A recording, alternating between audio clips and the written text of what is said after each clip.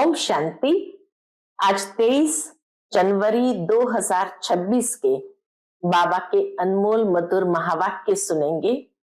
आज की मुरली बाबा की है ज्ञान और भक्ति के ऊपर।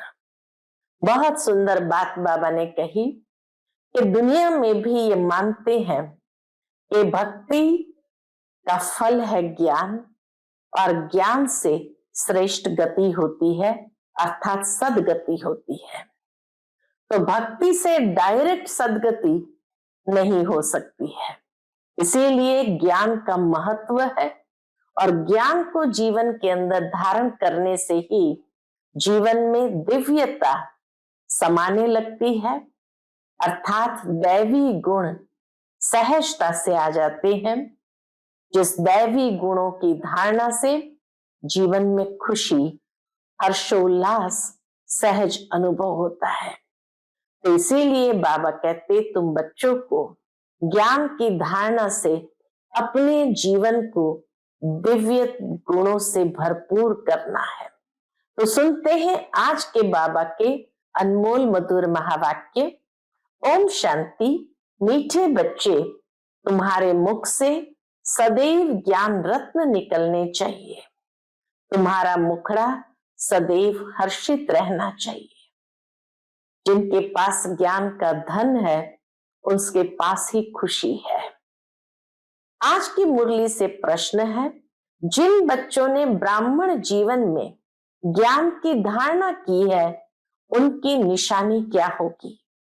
उत्तर है, पहली निशानी उनकी चलन देवताओं मिसल होगी। ज्ञान से व्यक्ति के जीवन के अंदर सभ्यता आती है और सभ्यता अर्थात रॉयल्टी, शालीनता। तो देवताओं मिसल चलन होगी, उनमें दैवी गुणों की धारणा होगी। दूसरा, उन्हें ज्ञान का विचार सागर मंथन करने का अभ्यास होगा। वे कभी आसुरी बातों का अर्थात कीचड़े का मंथन नहीं करेंगे। तीसरी बात, उनके जीवन से गाली देना और ग्लानि करना बंद हो जाता है। और चौथी बात, उनका मुखड़ा सदा हर्षित रहता है। ओम शांति। बाप बैठ समझाते हैं ज्ञान और भक्ति के ऊपर। यह तो बच्चे समझ गए हैं कि भक्ति से सदगति नहीं होती है, सदगति होती है ज्ञान से। इसीलिए कहा जाता है भक्ति का फल ज्ञान है। और सतयुग में भक्ति होती नहीं, ज्ञान भी सतयुग में मिलता नहीं। सतयुग त्रेता में न ज्ञान है न भक्ति है। श्री कृष्ण न भक्ति करते हैं न ज्ञान की मुरली बजाते हैं। मुरली माना ही ज्ञान देना, गायन भी है ना मुरली में जादू, तो जरूर कोई जादू होगा ना। सिर्फ मुरली बजाना वह तो कॉमन फकीर लोग भी बजाते रहते हैं। इस मुरली में ज्ञान का जादू है। मुरली अर्थात जिसमें मधुरता समाई हुई हो, तो ज्ञान से ही मधुरता जीवन में घुल जाती है, उसी से जादू होता है, अर्थात जैसे जादुई कार्य करता है। तब कहा जाता इस मुरली में, ज्ञान की मुरली में है जादू। अज्ञान को जादू तो नहीं कहेंगे, मुरली को जादू कहते हैं। मनुष्य से देवता बनते हैं ज्ञान से। जब सतयुग है तो इस ज्ञान का वर्षा है, वहां भक्ति होती नहीं। भक्ति होती है द्वापर से, जबकि देवता से मनुष्य बन जाते हैं। मनुष्य को विकारी, देवताओं को निर्विकारी कहा जाता है। देवताओं की सृष्टि को पवित्र दुनिया कहा जाता है। अभी तुम देवता बन रहे हो। ज्ञान किसको कहा जाता है? एक तो स्वयं की व बाप की पहचान और फिर सृष्टि के आदि मध्य अंत की नॉलेज को ज्ञान कहा जाता है। आत्मा का यथार्थ परिचय, परमात्मा का यथार्थ परिचय और सृष्टि चक्र का आदि मध्य अंत का ज्ञान, उसको ज्ञान कहा जाता है। ज्ञान से होती है सदगति, फिर भक्ति शुरू होती है तो उतरती कला कहा जाता है, क्योंकि भक्ति को रात, ज्ञान को दिन कहा जाता है। भक्ति रात में ही की जाती है, जागरण भी रात में ही किया जाता है। ज्ञान जहां है, ज्ञान माना प्रकाश, तो प्रकाश माना दिन। तो भक्ति को रात, ज्ञान को दिन कहा जाता है। ये तो कोई की भी बुद्धि में बैठ सकता है, परंतु दैवी गुण धारण नहीं करते हैं। दैवी गुण हो तो समझा जाए ज्ञान की धारणा है। जिसके अंदर दैवी गुण है तो समझा जाता ज्ञान की धारणा है। ज्ञान की धारणा वालों की चलन देवता मिसल होती है, कम धारणा वाले की चलन मिक्स रहती है। धारणा नहीं तो गोया वो बच्चे ही नहीं। मनुष्य बाप की कितनी ग्लानि करते हैं। ब्राह्मण कुल में आते हैं तो गाली देना, ग्लानि करना बंद हो जाता है। जैसे जैसे ज्ञान का प्रकाश आया तो गाली देना यानी असभ्यता जीवन से मिटने लगती है। तो ब्राह्मण कुल में आते हैं तो गाली देना, ग्लानि करना बंद हो जाता है। तुमको ज्ञान मिलता है, उस पर अपना विचार सागर मंथन करने से अमृत मिलेगा। विचार सागर मंथन ही नहीं करते तो बाकी क्या मंथन होगा? आसुरी विचार, उनसे किचड़ा ही निकलेगा। या तो ज्ञान का मंथन होगा या तो अज्ञान का मंथन होगा।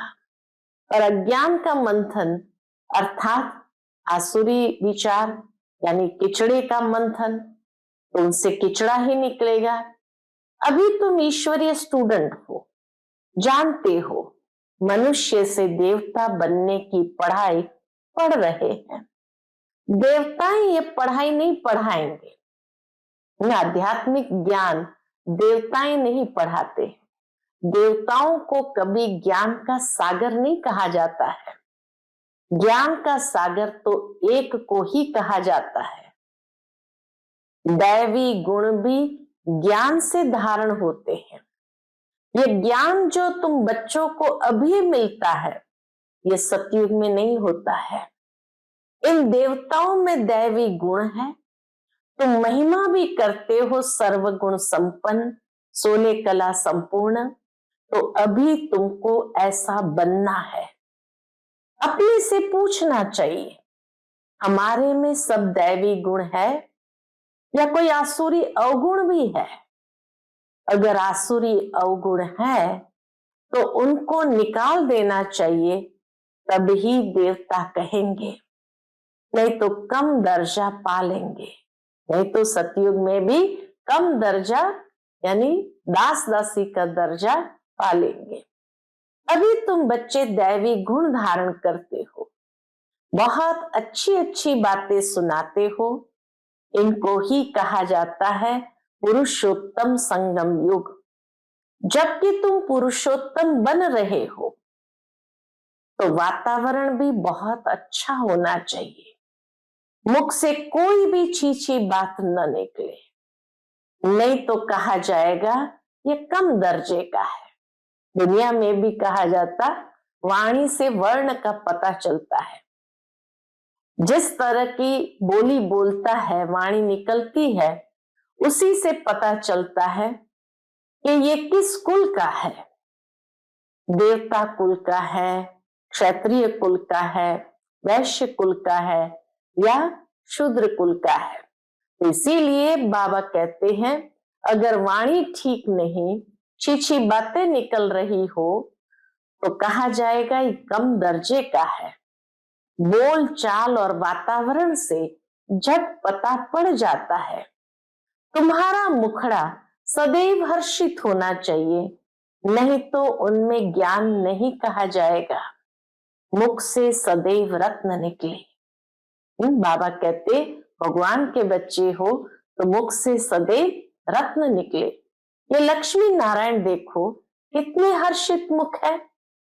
इन्हों की आत्मा ने ज्ञान धारण किए थे। लक्ष्मी नारायण की आत्मा ने ज्ञान धारण किए थे। मुख से सदैव ज्ञान रत्न निकलते हैं। रत्न ही सुनते सुनाते कितनी खुशी रहती है। ज्ञान रत्न जो अभी तुम लेते हो, फिर ये सभी हीरे जवाहरत बन जाते हैं। ज्ञान से ही व्यक्ति के जीवन के अंदर समृद्धि आती है। इसीलिए बाबा कहते यहाँ ज्ञान धारण करते हो और सतयुग में वह समृद्धि बन जाती है। 9 रत्नों की माला कोई हीरे जवाहरत की नहीं है, इन ज्ञान रत्नों की माला है। मनुष्य लोग फिर वह रत्न समझ अंगूठियां आदि पहन लेते हैं। इन ज्ञान रत्नों की माला पुरुषोत्तम संगम युग पर पड़ती है। ये रत्न ही तुमको भविष्य 21 जन्म के लिए माला माल बनाते हैं। इनको कोई लूट न सके। यहां तुम ये हीरे जवाहरत पहनो तो झट कोई लूट ले जाए। स्थूल में अगर हीरे जवाहरत पहनो तो झट कोई लूट ले जाए, तो अपने को बहुत बहुत समझदार बनाना है। आसुरी अवगुणों को निकालना है। आसुरी अवगुणों से शक्ल ही ऐसी हो जाती है। क्रोध में लाल लाल तांबे जैसी शक्ल हो जाती है। बाबा कहते क्रोध में लाल लाल तांबे जैसी शक्ल हो जाती है। काम विकार वाले तो काले बन जाते हैं। तो बच्चों को हर बात में विचार सागर मंथन करना चाहिए। यह पढ़ाई है ही बहुत धन पाने की, समृद्ध करती है। वह पढ़ाई कोई रत्न थोड़ी है। हाँ, नॉलेज पढ़कर बड़ा पोजीशन पा लेते हैं, तो पढ़ाई काम आई।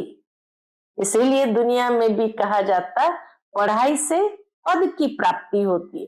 तो पढ़ाई काम आए, न कि पैसा। पढ़ाई ही धन है। वह है हद का धन, फिर यह है बेहद का धन। है दोनों पढ़ाई। अभी तुम समझते हो बाप हमको पढ़ाकर विश्व का मालिक बना देते हैं। वह अल्पकाल क्षण भंगुर की पढ़ाई है, एक जन्म के लिए। बाबा कहते वह पढ़ाई अल्पकाल क्षण भंगुर है, एक जन्म के लिए। फिर दूसरे जन्म में नए सिर पढ़ना पड़े। वहां धन के लिए पढ़ाई की दरकार नहीं। सतयुग में धन के लिए पढ़ाई की दरकार नहीं। वहां तो अभी के पुरुषार्थ से अकिचार धन मिल जाता है। अथाह धन की प्राप्ति हो जाती है। धन अविनाशी बन जाता है। देवताओं के पास धन बहुत था, फिर जब भक्ति मार्ग अर्थात रावण राज्य में आए तो कितना था। कितने मंदिर आदि बनाए हुए हैं। तो सोचो सतयुग में कितना धन होगा। देवताओं को रत्नों से आभूषणों से जो सजाते हैं, यही स्पष्ट करता कि इनके पास कितना अकिचार धन होगा। बाबा कहे फिर जब रावण राज्य में आते हैं तो देवताओं के मंदिर बनाए जाते हैं। फिर आकर मुसलमान आदि ने धन लूटा। बाबा कहते फिर जैसे जैसे भारत पर चढ़ाई होती गई तो लोग धन लूटते गए। कितने धनवान थे। आज की पढ़ाई से इतना धनवान कोई बन नहीं सकेंगे। तुम अभी जानते हो हम इतनी ऊंची पढ़ाई पढ़ते हैं जिससे ये देवी देवता बनते हैं। तो पढ़ाई से देखो मनुष्य क्या बन जाते हैं। गरीब से शाहूकार। अभी भारत भी कितना गरीब है। शाहूकारों को तो फुर्सत ही नहीं है। अपना अहंकार रहता है, मैं फलाना हूं। इसमें अहंकार आदि मिट जाना चाहिए। ज्ञान से तो विनय आता है, विवेक जागृत होता है। ज्ञान से कभी अहंकार नहीं आता है। अहंकार अज्ञान का प्रतीक है। तो बाबा कहते हैं कि मनुष्य को अहंकार है क्योंकि अज्ञान है। ज्ञान में तो अहंकार आदि मिट जाना चाहिए, विनय आ जाता, विनम्रता आ जाती है। हम आत्मा है, आत्मा के पास तो धन दौलत हीरे जवाहरत आदि कुछ भी नहीं है। आत्मा के पास तो कुछ भी नहीं है। बाप भी कहते हैं देह सहित सब संबंध छोड़ो। आत्मा शरीर छोड़ती है तो शाहूकारी आदि सब खत्म हो जाती है। आत्मा शरीर छोड़ती है तो शाहूकारी आदि सब खत्म हो जाती है। जब नए सिर पढ़कर फिर धन कमाए या तो दान पुण्य अच्छा किया हो तो शाहूकार के घर जन्म लेंगे। कहते हैं ना, पास्ट के कर्मों का फल है। मनुष्य जीवन में जो कुछ भी प्राप्ति होती है उसके लिए हमेशा यही कहा जाता, पास्ट के कर्मों का फल है। नॉलेज का दान किया होगा व कॉलेज धर्मशाला आदि बनाई है तो उसका फल मिलता है, परंतु अल्पकाल के लिए। ये दान पुण्य भी यहाँ किया जाता है, सतयुग में नहीं किया जाता है। सतयुग में अच्छे ही कर्म होते हैं क्योंकि अभी का वर्षा मिला हुआ है। सतयुग में हमेशा अच्छे कर्म होते क्योंकि ये अभी का वर्षा मिला हुआ है। वहां कोई का भी विकर्म होता नहीं क्योंकि रावण ही नहीं है। गरीबों का भी विकर्म नहीं बनेगा। यहाँ तो शाहूकारों के भी विकर्म बनते हैं, तब तो ये बीमारियां आदि दुख होते हैं। वहां विकार में जाते ही नहीं तो विकर्म कैसे बनेंगे? सतयुग में विकर्म नहीं बनेंगे। सारा मदार है कर्मों पर। यह माया रावण का राज्य है जो मनुष्य विकारी बन जाते हैं।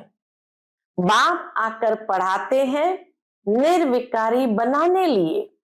बाप निर्विकारी बनाते हैं, माया फिर विकारी बना देती है। राम वंशी और रावण वंशी की युद्ध चलती है। तुम बाप के बच्चे हो, वह रावण के बच्चे हैं। बाबा कहते जो विकारी लोग हैं वह रावण के बच्चे हैं और बाप के बच्चे निर्विकारी हैं। कितने अच्छे अच्छे बच्चे माया से हार खा लेते हैं। माया बड़ी प्रबल है, फिर भी उम्मीद रखते हैं। अधम से अधम ना, बिल्कुल पतित का भी उद्धार करना होता है ना। बाप को तो सारे विश्व का उद्धार करना होता है। बहुत गिरते हैं, एकदम चट खाते में अधम से अधम बन जाते हैं। कई बच्चे को माया की थप्पड़ लगती है तो बाबा कहते बहुत गिरते हैं, एकदम चट खाते में अधम से अधम बन जाते हैं। ऐसे का भी बाप उद्धार करते हैं। अधम तो सब है रावण राज्य में, परंतु बाप बचाते हैं। फिर भी गिरते रहते हैं तो बहुत अधम बन जाते हैं। उनका फिर इतना चढ़ना नहीं होता है। जो एकदम गिर गए फिर उनका इतना चढ़ना नहीं होता है। वह अधम पना अंदर खाता रहता है। जैसे तुम कहते हो अंत काल जो स्त्री सिमरे, उनकी बुद्धि में वह अधम पना ही आता रहेगा। तो बाप बैठ बच्चों को समझाते हैं, कल्प कल्प तुम ही देवता बनते हो, जानवर बनेंगे क्या? मनुष्य ही बनते हैं और समझते हैं इन लक्ष्मी नारायण को भी नाक कान आदि है। मनुष्य है ना, परंतु दैवी गुणों वाले हैं, इसलिए उनको देवता कहा जाता है। यह ऐसा सुंदर देवता कैसे बनते हैं, फिर कैसे गिरते हैं, इस चक्र का तुमको मालूम पड़ गया है। जो विचार सागर मंथन करते होंगे उनको धारणा भी अच्छी होगी। विचार सागर मंथन ही नहीं करते तो बुद्धू बन पड़ते।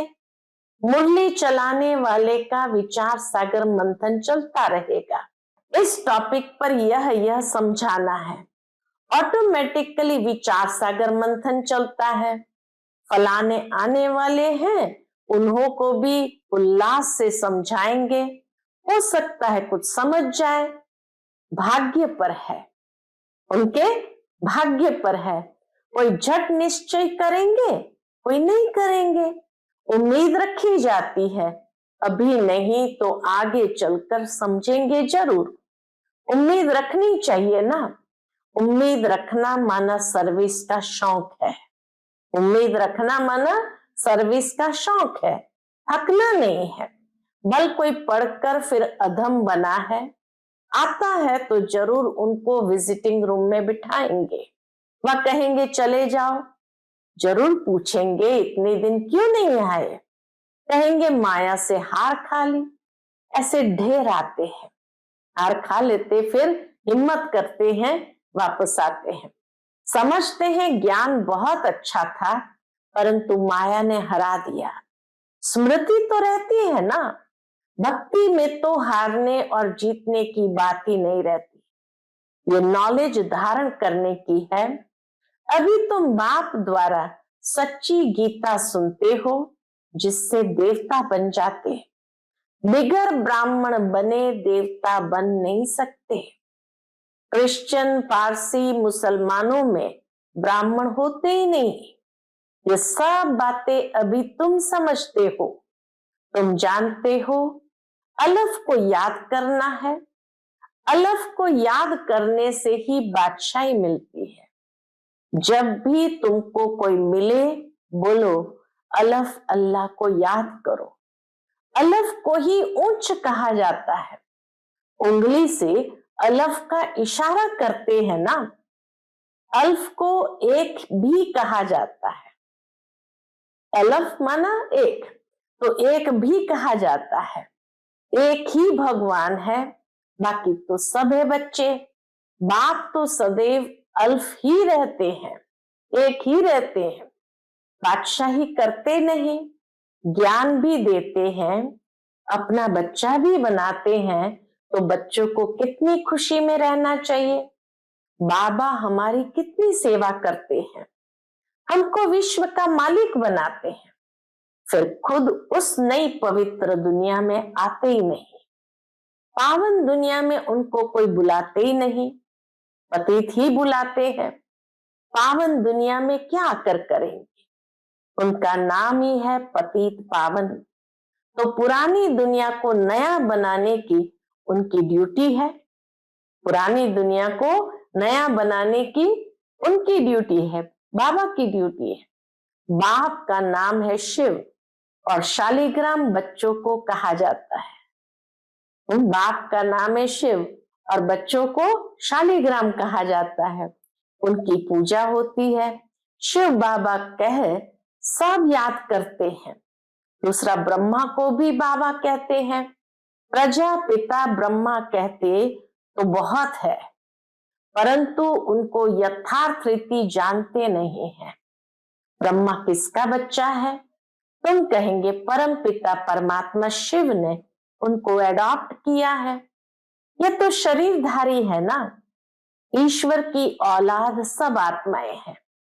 सब आत्माओं को अपना अपना शरीर है, अपना अपना पार्ट मिला है, जो बजाना ही है। यह परंपरा से चला आता है। अनादि अर्थात उनका आदि मध्य अंत नहीं है। मनुष्य सुनते हैं, एंड होती है तो फिर मूंझते हैं कि फिर बनेंगे कैसे।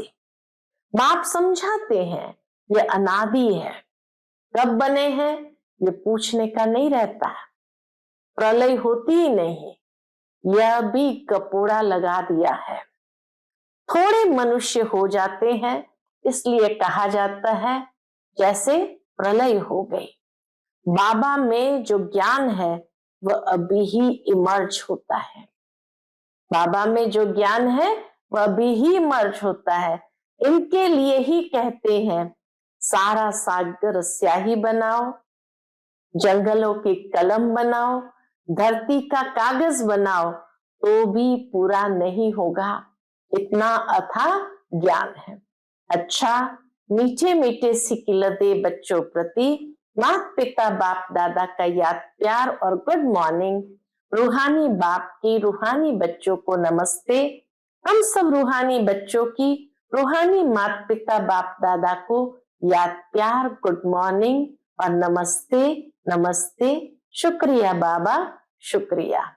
आज की मुरली से धारणा के लिए मुख्य सार है, पहली पॉइंट, अपने हर्षित मुख मुखड़े से, अपने हर्षित मुख मुखड़े से बाप का नाम बाला करना है।